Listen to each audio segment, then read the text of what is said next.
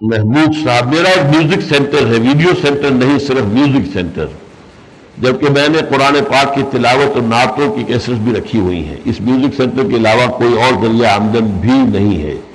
میں یہ پوچھنا چاہتا ہوں کہ اسلام میں اس کاروبار کی کیا حیثیت ہے، اسے کرنا چاہیے یا نہیں؟ اگر نہیں تو کیا میں اسے فوری بند کر دوں؟ اگر اس کے متعلق کوئی حدیث شریف ہے تو ارشاد فرمائیں۔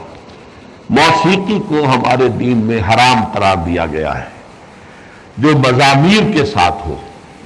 ایک ہے کوئی شخص خوش الحانی سے اپنے آواز میں کوئی اشعار پڑھ رہا ہو، وہ بالکل اجازت ہے اس کی، لیکن یہ کہ اس طرح کے اشعار پڑھنے والا امرد نہ ہو، یعنی عمر جو ہے اس کی اتنی نہ ہو کہ داڑھی مونچھ نہیں آئی ہے، بلکہ یہ کہ وہ لڑکا سا ہے۔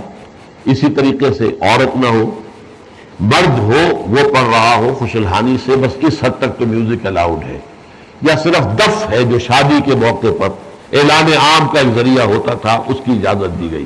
باقی مزامیر جو ہیں تمام آلات کی حرام ہے۔ اس کے لیے احادیث بھی ہیں کہ الغنا تنبت النفاق فی القلب کما ینبت الماء الزرع، یہ موسیقی انسان کے دل میں نفاق کو اس طرح جما دیتی ہے جیسے بارش سے کھیتی جم جاتی ہے۔ اسی طریقے سے منافقت اور نفاق جو ہے وہ انسان کے دل میں جم جاتا ہے اس غنا کی وجہ سے۔ لہذا یہ چیزیں جو ہے یہ نامناسب ہے، آپ اس کو چھوڑیے، اللہ تعالیٰ کوئی اور رزق آپ کے لیے فراہم کرے۔